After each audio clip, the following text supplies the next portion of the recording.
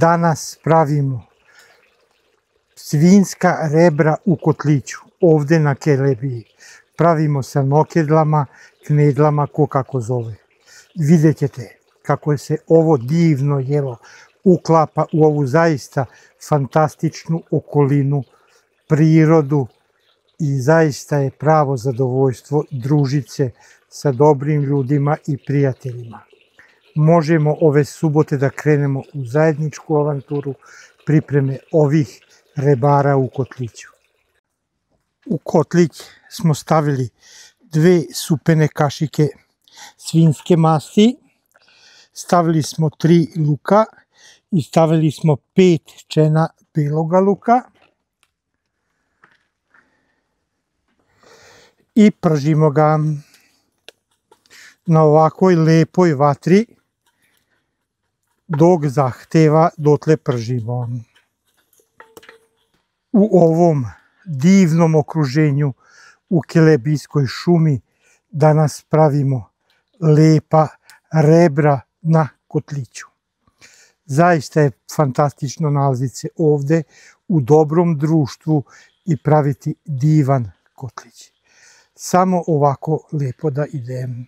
Sat vremena smo pržili luk, isplati se i sada samo stavljamo 1 supenu kašiku mlevene paprike. Ovako ga sad izmešamo. Pogledajte, sada on ispušta aromu zajedno se sjedini s lukom. I sada ga je najbolje da se prekine da ne bi zagorelo. Kada se samo vidite ovoliko malo vode, dovoljno, jer s ovim prekinemo da se slučajno ne zagori.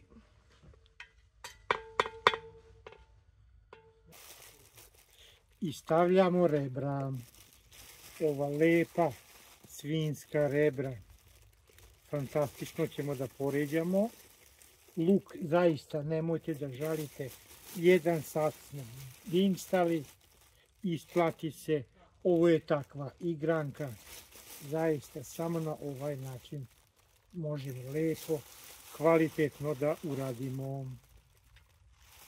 Stavili smo 2 kg rebara svinjskih, pogledajte kako su to lepa mesnata i naravno sada ćemo da promešamo da nam se lepo to sve sjedini, luk, paprika sa mesom.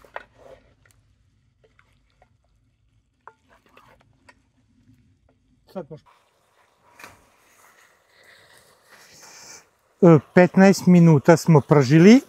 Sada stavljamo 1 supenu kašiku kima i 1 kafenu kašiku. Stavljamo 1 kafenu kašiku korijandera.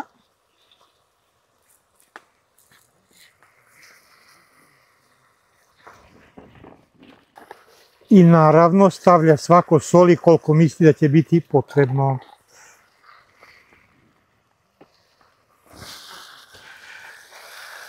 Sada promešamo samo ovako lepo od dole prema gore se meša i sve će lepo od dole da ode gore i mi opet ovako lepo pržimo. I čekamo da ovi začini da se sjedine sa mesom. Samo ovako lepo opušteno budite, to jako lepo ide. I sada ćemo nakon 5 minuta sipamo vodu. Taman ćemo toliko vode sipati da dobro prelijemo rebra. Namestimo ih, zaista lepo, svako će tu naći mjesto svoje i sada ćemo ih sačekati da proključa i kad proključa na tihoj vatri kuvamo. Vidite ovako, na ovakoj tihoj vatri sada ćemo da kuvamo 3 sata, lepo opušteno ovdje u fantastičnom lepom okruženju, okružen sa prijateljima. U ovoj lepoj vikendici kuvamo rebra svinjska u kotliću. samo na ovaj način. 2,5 sata se kuvalo. Sada ćemo da sipamo još 1 kašiku crvene slatke paprike. Ovdje se stvara, vidite, prave arome. Papriku ostavimo na masti da se otopi i nastavljamo da kuvamo. Napravili smo nokedle od 5 jaja, pola kilograma brašna i malo smo vode dodali. Soli ja ne dodajem, tako da vidite, samo na ovaj način pravimo galuške. Ovako stavljamo. I to će biti jedno zaista fantastično jelo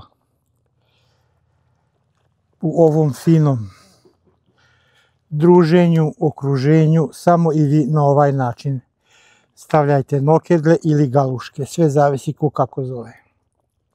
Stavili smo i posljednju nokedlu i sad čekamo da se skuva. Pogledajte, na ovaj način treba lijepo da se kuva, fantastično ide. Prošlo je 10 minuta, naše nokedle pogledajte kako savršeno izgleda. Ovo je taj pravi kotlić sa svinjskim rebrima i domaćim nokedlama, ovdje snimljen u Kelebiji, u Kelebijskoj šumi, u vikendici. Daista je bilo pravo zadovoljstvo. Možemo da serviramo ovaj lep kotlić. Ovo je taj kotlić sa svinjskim rebrima. Bilo je zaista pravo zadovoljstvo pripreme ovoga jela.